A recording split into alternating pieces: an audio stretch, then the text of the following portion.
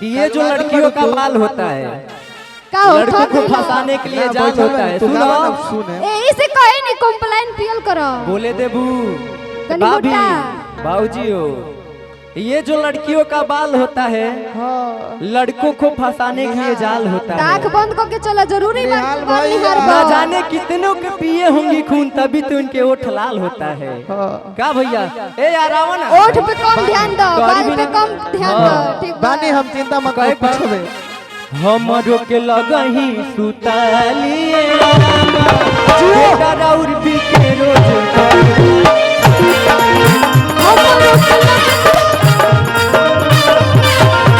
बेटा राउर पी के रोज करे ले डरामा हमरो के लगही सुतालिए सुतबू तब न सुनो एक बात बताई, गावा तड़ा लेकिन भाव अच्छा नहीं के, गमछीला औरत वाला भाव दो। हाँ भाव दो तब अच्छा। गावतनी मर्द बना लेवे के पड़ी। ओहो तू अभी औरत बनल बड़ा, औरत का भाव दो।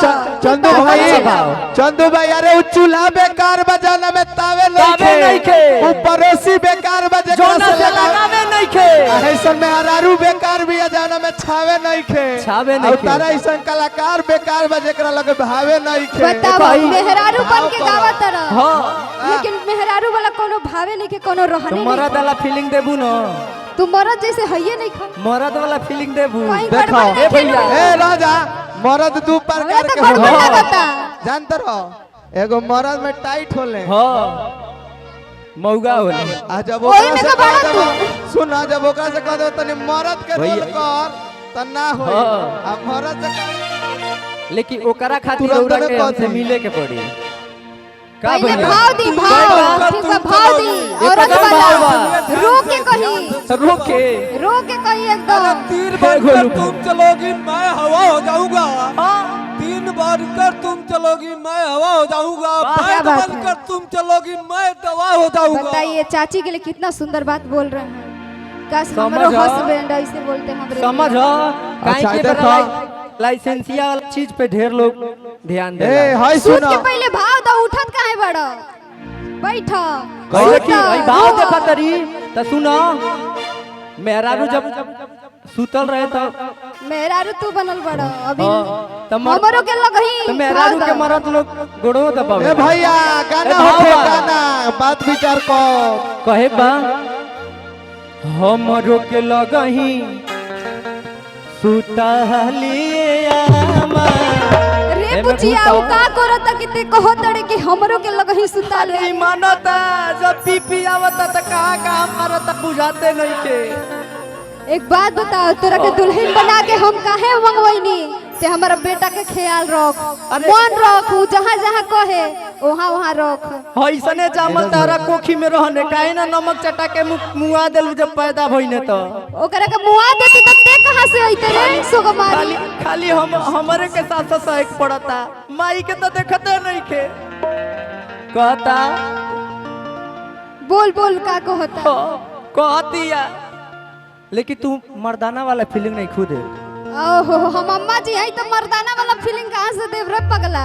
तो मेहरारू बनो तनी न, अब अम्मा जी मर्दाना वाला feeling है दे। तू रोवा।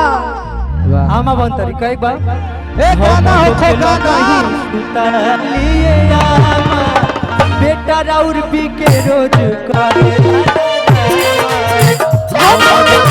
कहीं सुता ले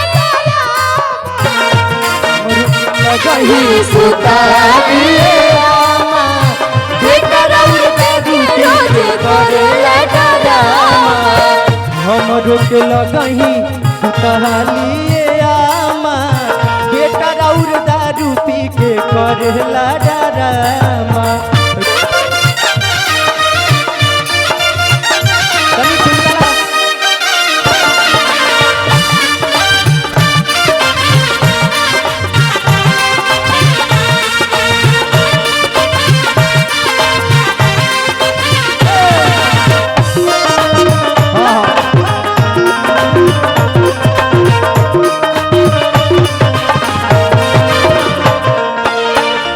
तरू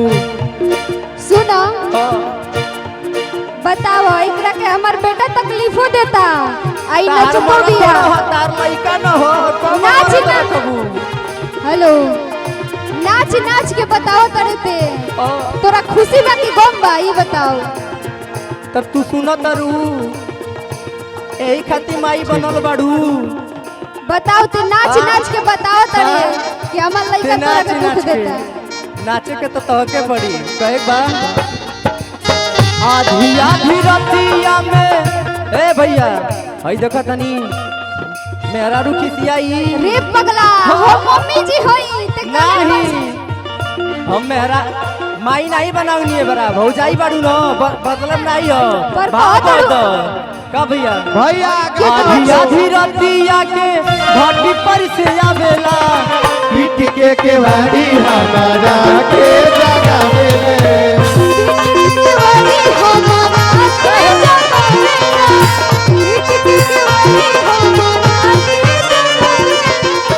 आधी आधी रतिया के घाटी पर से आवेले पीट के केवाड़ी हमारा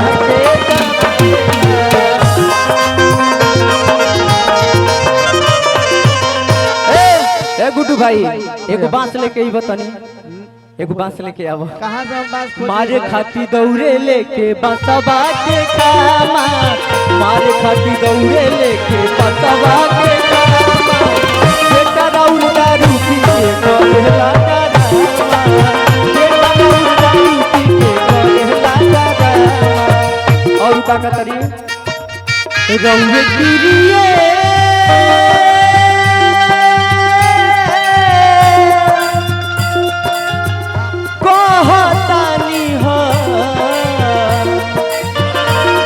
कहियो माहुर मर जाई पियल ना छोड़बा त कुछ कर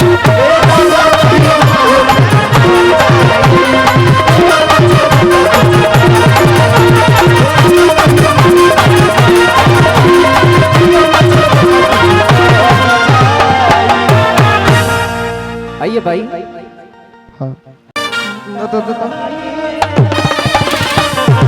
हेलो हमरो के लगही सुताले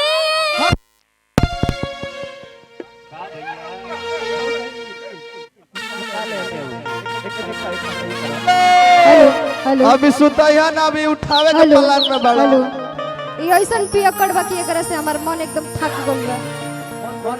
कल से तू वायरल बाड़ू चिंता मत करो काल ये तो ना पियो तनु खोखा जी काली के वायरल कर देबे के बा देखी रउआ कहनी है ना कि केकरा के दिल देबू आई जितना कैमरामैन बड़ा लोग ये लोग के दिल दे देब लेकिन तो लोग के बैठी ना तो दे। तले हम तले गाल लो तक हम आराम कर ली अच्छा अच्छा बता जाई तू थोड़ी ना बनैबो हमके बनाए वाला उहे लोग बा वाह कहल जाला